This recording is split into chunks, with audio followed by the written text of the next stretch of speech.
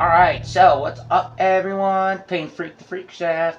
Got a new recipe I've never done before, and honestly, I've never been a big fan of it. Meatloaf. But I found an awesome recipe. Someone made it for me, they gave it to me. I'm gonna make it. I'm not sworn under any secrecy on this one, so it's a video. It's a nice little Freak Chef test kitchen. Fuck my shit, let's see what happens. Fuck around and find out thing. So, I got all the ingredients laid out. We got our ground beef. Now I'm using ground sirloin because it's not greasy, it's less fat and all that.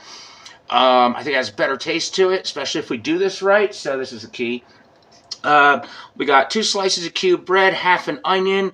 We have sage, parsley, pepper, garlic powder, salt, and egg white. 1 cup of milk. We got Dijon mustard, Worcestershire sauce, and that's everything. Supposedly this needs plus one of these snappy little swanky pans that I have on loan from someone awesome as fuck. Thank you very much. And we're going to give it a shot. If you don't have one of these, a little bit of parchment in any kind of bread loaf pan will actually work, which I have, but I figured since they said, you know what, go ahead and use it if you want. I'm not making meatloaf for another month. I'm like, okay. And so I'm excited about this recipe, and we're going to try this and see what happens. Got some people coming over to try it here in about 2 hours, so let's see what happens. Fuck my shit. Let's see if this actually works. So, we have our ground sirloin. I'm going to go ahead and throw that in here. Just move this off to the side for now. And we have our breadcrumbs, our onion, all that's going in. There's a piece of bread I should probably break up a little more. Get that out of the way. I can now move this over, get a better view of it here. Break some of that up, just like that. Alright, so we have an egg white. That's going to go in there. And we're done with that. I'm going to go ahead and hit our Dijon mustard real quick. Now, the Dijon mustard, I need 3/4 of a teaspoon. So we're going to go ahead and get about 3/4 of a teaspoon in here. Get that flowing though. There we go. I'm using Dijon for this. They use regular yellow mustard. Okay, that's about a tablespoon. But you know what? This shit's good. Let's go ahead and throw some in there. Why not? And now with the Worcestershire sauce, 1.5 tablespoons. And there we go. 1.5 tablespoons Worcestershire. Get that out of the way. I'm going to hold off on the milk for now. I'm not going to start dumping a whole cup of milk in just quite yet. But I do want to get our seasonings in there. Now for our seasonings, it calls for 1 teaspoon salt, 1.5 teaspoons parsley, 1/2 teaspoon sage, 1/4 teaspoon pepper, 1/4 teaspoon garlic. And we're going to add that to this whole thing. Give that a little swishy swirly and get that into the bowl to mix this in.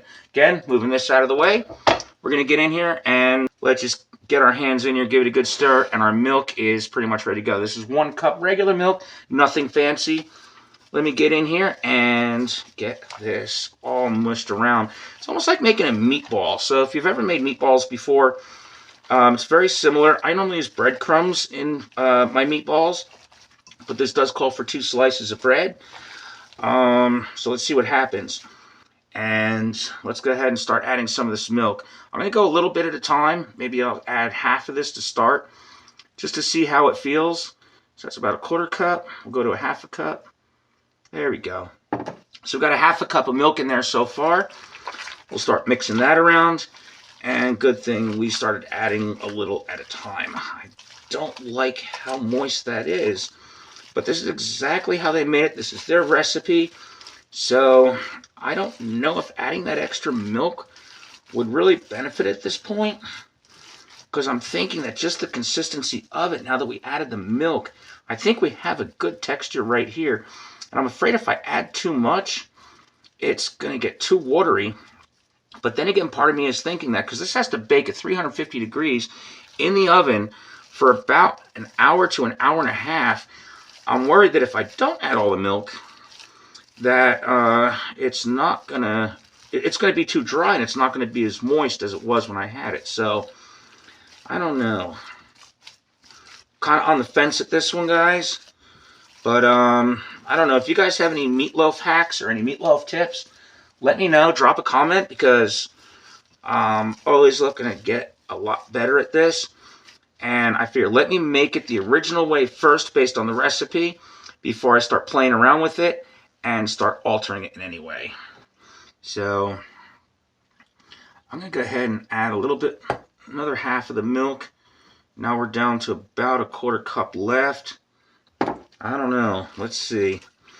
I'm thinking if it's too soupy, which is kind of what it's starting to get now, is not going to work out. So I'm thinking, let me go ahead and give this a turn, let some of that drain off. And I think that's pretty much good. I don't want to put too much milk in. The meat's not absorbing anymore.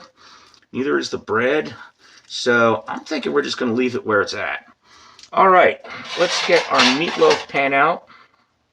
Oh, out. Trying to slide it over without making a big meaty mess all over the outside.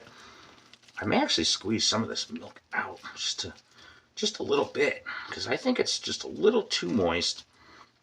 I know that not much of that is going to evaporate off, but this is a really nice texture. Yeah, I think that's just a little too much milk. Okay, so when I start revising this recipe and make some adjustments, I'll well, we'll see how it tastes first, and then decide if we still need all that milk. All right, I'm just going to give it some form in the pan here, because I want to get this out of the way. Easier to work over here. All right, let's get this kind of all settled in here. And this is 2 pounds, so this meatloaf tray, I thought it was going to be a little crowded and kind of come over the edges, but it didn't. And I'm also wondering if maybe I should have gave it a little coat of grease. But I think with the moisture that we have and the fat content of the meat, I think just greasing this is not really going to give it much benefit. So let's go ahead and ditch this. And we'll get out some of our ketchup now. And what's hard about this is I really can't taste to see what it really is. Even if you could eat the raw meat, just that egg in there, I can't do it. That's why I don't do mayonnaise, salad dressings, nothing like that. But let's get some ketchup out and give that a squirt on the top. There we go. That's looking good. Now, supposedly it just acts as like a little glaze on the top. And I'm thinking that maybe I'm going to look at the coloring of this. Probably when it's about halfway done, I may add some more to it. Just in case this really starts to go a little too dark, or the ketchup gets a little too crunchy or whatever. Now, in all my research, I've seen stuff like this done with tomato paste, tomato sauce, all kinds of different ketchups, all kinds of different things, even Heinz 57 sauce, you name it. But ketchup seems to be, well, definitely what this recipe calls for. Anyway, off into the oven it goes. Without further ado, look at that shit. Fuck. Oh my God, that looks awesome. Right into our rack that I already adjusted. And guys, we got a little cleanup to do, and we're going to check back on this in about 45 minutes. Maybe put the thermometer in there then. Hook it up and keep an eye on the temperature, and hopefully this works. Fuck my shit. I hope it does. Anyway, see you guys in about an hour. Alright guys, so I know the recipe says cook about 1 to 1.5 hours, but we're going to go ahead and throw a thermometer in here. It's been in there for about 45 minutes, so this way we can get a better idea of how well this is actually cooking up great. And let me just grab one of these to pull this out a little bit. It's smelling amazing, but I still think it has some more time to go, but that's okay. We'll just get this thing in there. We just want to make sure it does not hit the bottom of the pan. Plug that into our little probe number 1. Turn this thing on. Make sure it's set to Fahrenheit, of course, because we kind of messed that up once already. I have my temperature set to 145. We're going to start there and see how it goes. We're already, actually I'm going to bring that up to about $1.50 because it's also going to rest for 10 minutes. So I'm going to go ahead and adjust my timing on the thermometer up to 150. And it's at 124 now. We'll go ahead and throw this on the door, and we'll come back and check on it when the thing starts going off. Fuck my shit, it smells amazing. I'm very excited about it. Alright, so that means that this is done, and we made it to a nice 155 degrees. We shot it by about 1 degree. But anyway, that's okay. We got this annoying little thing shut off that keeps screaming at me every time I'm fucking cooking something, but it tells me it's done. That's a good thing. Just in case you think your brain's not working, so let's check it out. And look at this. Oh my god, this is amazing. It smells amazing. It looks amazing. It did shrink down a little bit, but man, fuck my shit. This is awesome as fuck. Now, the whole catch is we gotta let this rest for about 10 minutes before we start slicing into it, because if not, it's gonna just start crumbling apart and everything, and we don't want that. It's a bunch of shit fucking. We don't want to eat that shit. So we want a nice, cool little fucking nice little slices of meatloaf. Speaking of meatloaf, anyway, we're not gonna go there. I'm gonna make a quick side. I'm thinking mac and cheese, and I can't wait to spring this on some folks that are coming over tonight and see what they think of my meatloaf. First time experiment. Fuck my shit. But we're gonna let it rest and get all nice and happy. And I'm gonna throw together a quick side. Alright, so fuck my shit. Look at that. That looks fucking awesome as fuck. Banging like a biscuit. Fuck yeah. So, now the moment of truth. It's been resting for a little bit. So now it's time to play with sharp shit and see what this looks like. I'm just going to start on this end right here. Seems to cut really nice. Oh, hell yeah. Oh my god, it's so juicy, and it doesn't look overdone. Look at this shit, guys. Rub some fucking ketchup on there like it looks like a homicide scene right on the slice that we just made. Fuck yeah, guys. I think we have an awesome meatloaf. And, yeah, if you notice all this cheese here, I'm making some homemade macaroni and cheese to go on the sides. I'm very excited about that, too. So, this thing is rested for 10 minutes, and this thing looks amazing. I'm going to go ahead and finish my mac and cheese off, finish slicing this down.